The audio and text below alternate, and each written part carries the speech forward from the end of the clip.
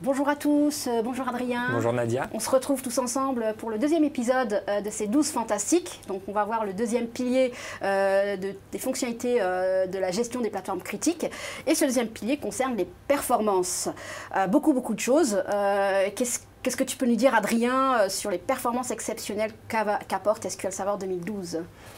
C'est vrai qu'on a vu la dernière fois sur la très haute disponibilité, on n'est plus sur la haute disponibilité, sur la très haute disponibilité. Et donc le deuxième fantastique de ce fameux pilier Mission Critical est les performances. Alors pour les performances, juste pour faire un petit laïus d'introduction, il faut savoir que SQL Server 2012 a été très bien positionné sur tous les acteurs qui font des benchmarks aujourd'hui.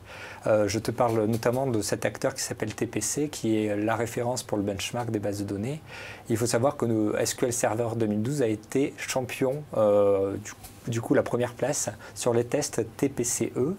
Alors les tests TPCE, ça concerne tout ce qui est le transactionnel, le fameux le monde OLTP.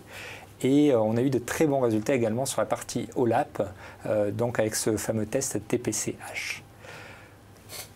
On a été, c'est suivant, il y a plusieurs tests qui sont effectués avec un ratio performance-prix et on peut voir que plus on monte en termes de volumétrie de données dans les cubes OLAP, très souvent on arrive justement à cette première place, cette fameuse première place. Donc ça c'est vraiment pour la confirmation par les acteurs, donc ces industries qui font des benchmarks. D'accord. Le deuxième plus, on va arriver, c'est sur les cœurs de SQL Server, sur les nouvelles fonctionnalités. Je vais pouvoir te parler précisément aujourd'hui du fameux Column Store Index que tu as dû entendre parler. Tout à fait, oui. Il y a des questions sur le sujet aussi. Ouais. Et également sur tout ce qui est Full Text Search, où on a déjà amélioré ça un peu avec 2008 R2. On continue cette amélioration en termes d'amélioration de résultats sur 2012 et également ces fameux partitionnements qui étaient existants sur le SP1 de 2008 R2. Et dernière partie, ça va être tout ce qui est gestion proactive pour assurer les DBA et l'IT avec cet ensemble d'outils. Du coup, je vais passer rapidement sur les performances confirmées par l'industrie.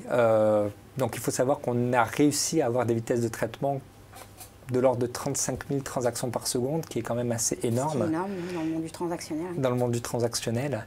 Et donc du coup, comme je te disais tout à l'heure, on a eu pas mal, on voit le détail dans la partie basse, on a eu pas mal de très bons résultats sur la partie TPCE et TPCH, qui sont donc ces fameux benchmarks sur la plateforme de SQL Server 2012.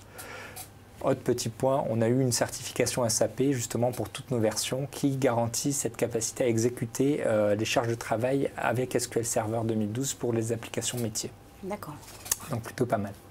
Du coup, sur ce fameux Index Column Store, ce que je te propose, c'est de voir un peu ce qu'il y avait par rapport au mode traditionnel qu'on utilisait sur du 2008 R2. Sur 2008 R2, donc pour rappel, c'était du Raw Store Index. Donc Adrien, déjà est-ce que tu peux nous rappeler ce qu'est le Raw Store Index pour qu'on puisse bien comprendre après, et je pense que tu m'expliqueras ce qu'est le Column Store Index. Oui. Donc sous SQL Server 2008 R2, dès lors que vous voulez optimiser vos requêtes, vous créez des index sur une ou plusieurs colonnes. Généralement c'était sur plusieurs colonnes. Oui. Et du coup, dès que vous allez faire par exemple une recherche sur les habitants qui habiteraient dans le département de Paris, vous allez remonter par exemple le nom de famille, son adresse, son département, donc tout un ensemble de résultats pour que la requête puisse aller piocher les bonnes lignes qui correspondent à la requête. D'accord, donc je vais aller lire, en fait, je lisais tout dans les tables d'index, toutes les colonnes de mon index, même si au final, ce qui m'intéressait, c'était que la ville. Exactement. Avec le Column Store Index, on s'est dit, au lieu de remonter l'ensemble des colonnes, on va peut-être plus segmenter. Du coup, si demain j'ai envie de faire une requête sur, par exemple, tous les habitants de Paris, je vais aller juste sélectionner la colonne qui a comme département Paris. Du coup, je gagne énormément en termes d'accès aux données et en termes d'indexation du coup. D'accord, donc du coup effectivement que je vais lire beaucoup, je vais lire que ce qui m'intéresse en fait. Si l'âge, l'adresse et le numéro de téléphone ne m'intéressent pas, je ne vais pas les remonter parce que je vais remonter que le département. Donc du coup, tu peux t'imaginer une rapidité d'exécution des requêtes. Aujourd'hui, on parle d'un minimum de 10 fois plus rapide. Il faut savoir que généralement, on arrive autour des 100 et on est même arrivé jusqu'à 400 pour une assurance américaine où le cas était très propice justement à l'utilisation de ce fameux Column Store Index. D'accord, donc c'est effectivement très intéressant en termes d'IO et de CPU qui fait que forcément derrière on va diminuer le temps de réponse.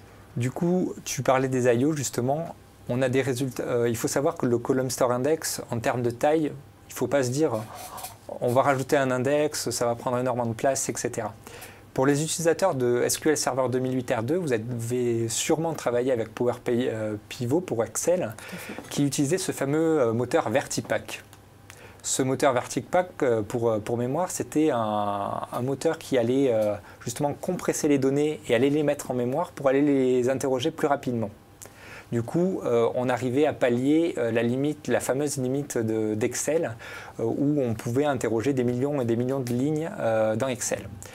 Sur SQL Server 2008, on l'a renommé X-Velocity, donc c'est le nom de ce fameux moteur qui va compresser les données et les mettre en mémoire, donc c'est de in-memory. D'accord, donc c'est compressé, c'est une memory, ça veut dire qu'au final, si a priori, je ne sais pas sur quelle colonne je veux vouloir faire mes requêtes, est-ce que je pourrais me dire, je vais finalement créer un index column store sur toutes les colonnes, et puis de toute façon, à un moment donné, je vais remonter que ce qui m'intéresse, et donc du coup, ça ne va pas me prendre plus de place que ce que j'avais avant, voire moins en fait. Exactement.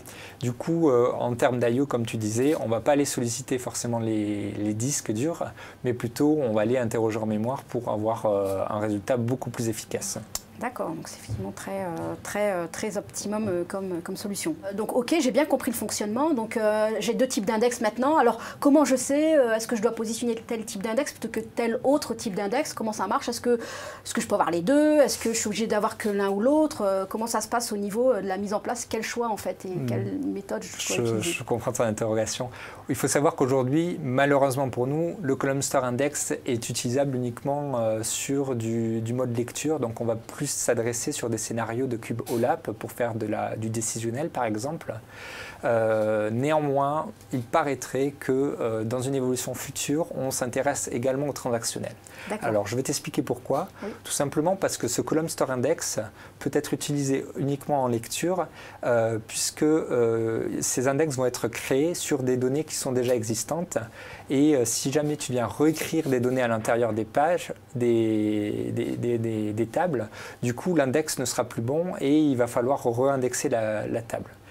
Donc généralement, ce qu'on fait, ce qui se fait dans les entreprises, c'est que si vous devez utiliser des batchs de nuit ou autre, on désactive ce fameux Column Store Index, on met à jour notre CubeOLAP et on vient réactiver le Column Store Index pour qu'il soit efficace le lendemain matin pour que les gens qui travaillent avec l'information puissent faire leur rapport.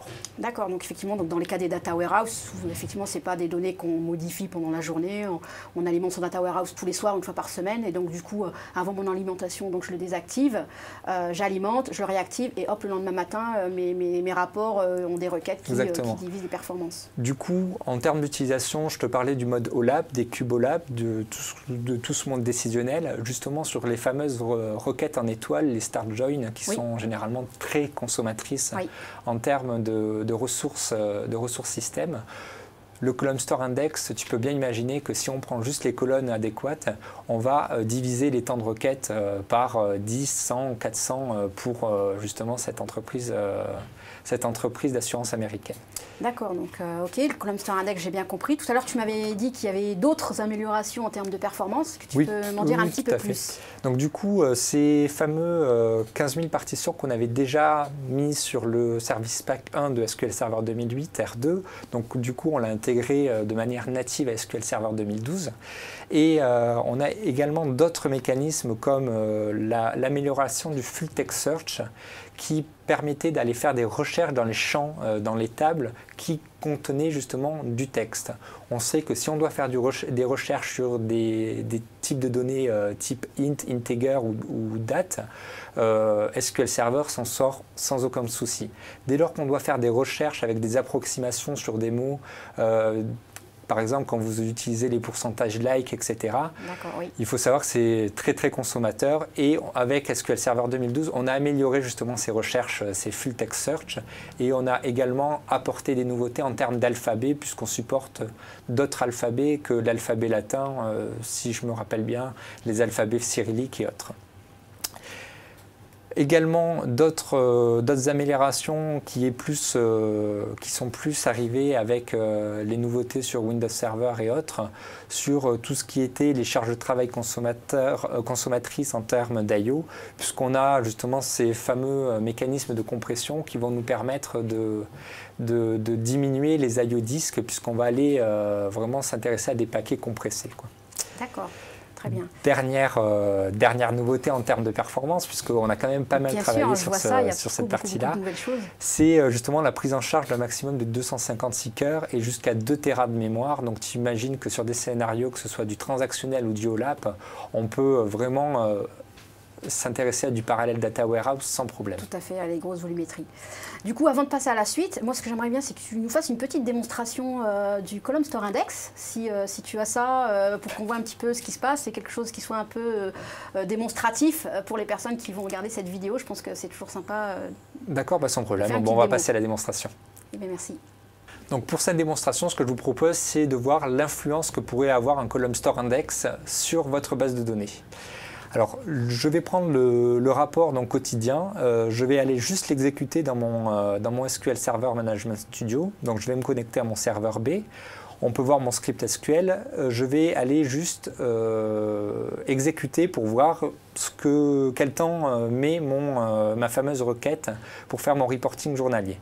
Donc là, je vais aller activer le plan d'exécution de la requête pour voir quel index est utilisé. Et donc, hop, on exécute la requête. Donc, on va laisser la requête s'exécuter.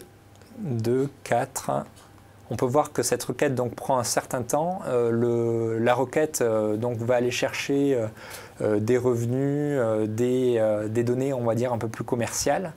Du coup, on peut voir que là, notre requête, elle atteint les 20 secondes. Donc, déjà, on voit que c'est une grosse requête qui prend un certain temps. Hop. On va la laisser tourner, ne vous inquiétez pas, elle ne va pas prendre beaucoup de temps. Donc 29 secondes. On va aller voir l'exécution plan de la requête. Donc ça nous a sorti 9493 lignes. Et on peut voir donc le cluster, l'index qui a été utilisé, c'est le fameux cluster index scan qui donc est un index, un raw store index dont on parlait tout à l'heure. D'accord. Ce que je vais faire, c'est que je vais aller venir créer mon column store index. Alors, pour votre information, c'est relativement simple de le mettre en place puisque au lieu d'utiliser create index, on va utiliser le create column store index. Donc, en termes de script de Transact SQL, c'est très simple à utiliser. Pour la démonstration, je vous le montre avec du Transact SQL. Sachez que vous pouvez le faire également avec l'interface graphique avec SQL Server Management Studio. Vous avez la possibilité d'utiliser des wizards pour venir créer des index. Donc là, j'ai créé mon index. Hop, donc je vous propose de fermer ce SQL Server Management Studio et donc de relancer mon rapport quotidien. Donc là, je vais toujours venir activer pour avoir le plan d'exécution de ma requête et je vous propose d'exécuter. Résultat, ma requête a été exécutée en 1 seconde et donc vous voyez, hein, j'ai le même nombre de lignes, les 9493.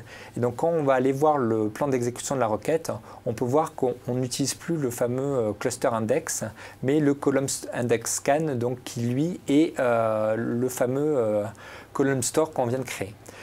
Donc pour la démo, j'en ai fini, mais vous pouvez voir que de passer de presque 30 secondes à 1 seconde, on a donc sur cet exemple-là divisé le temps par 30. Donc vous pouvez bien vous imaginer que pour un bon nombre de requêtes, ce fameux column store index peut vous être utile. Ce que je vous propose, c'est qu'on repasse sur la présentation. Merci Adrien pour cette démonstration très explicite.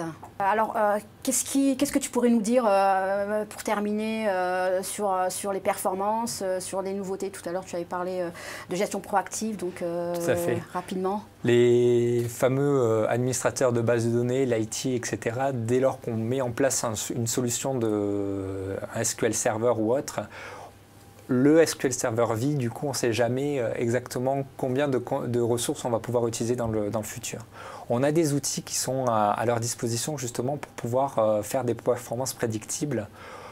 Première technologie, le fameux Resource Governor qu'on utilisait dans l'édition Enterprise du SQL Server 2008 R2, qui va vous permettre pour des pools d'applications ou des pools de users de pouvoir borner, on va dire, l'utilisation de vos instances SQL Server. Par exemple, si vous souhaitez que l'instance dédiée au RH puisse consommer au maximum 30% du CPU et 30% de la mémoire pour pouvoir toujours lui allouer un minimum afin que cette instance puisse correctement tourner, vous pouvez le faire grâce aux ressources Governor. Il faut savoir que par ailleurs, avant vous avez le droit à 20 pools, on a augmenté ce pool d'utilisation jusqu'à 64. Autre amélioration du côté des performances, c'est tout ce qui est NUMA. Alors NUMA est une nouveauté qui est apparue dans Hyper-V et dans Windows Server 2012 qui va vous permettre de faire une affiliation entre vos cœurs physiques de votre machine et vos machines virtuelles. Du coup, ça va vous permettre d'optimiser l'utilisation des cœurs de la machine physique. En termes d'outils, on a pas mal d'outils. On a SQL Server Management Studio qui va être quelque part notre outil, le fameux outil pour tout faire. Où à l'intérieur, on va retrouver un ensemble d'outils. Par exemple, pour faire de la collecteur de données, donc du SQL Profiler, on va pouvoir venir, par exemple, utiliser Data Tuning Advisor pour justement venir prendre des conseils de la part de SQL Server pour optimiser sa machine, etc., etc. Donc on a un bon nombre d'outils qui sont mis à disposition gratuitement pour ces DBA. On va y revenir dans la suite de notre aventure sur l'ensemble de ces outils. Merci Adrien pour toutes ces informations relatives à la performance exceptionnelle de SQL Server 2012. Ce qui clôt en fait notre deuxième chapitre. On vous donne rendez-vous pour le prochain chapitre qui lui concernera la sécurité d'SQL Server 2012. Donc on vous dit à très bientôt. Au revoir Adrien. Au revoir Nadia et à bientôt. À bientôt.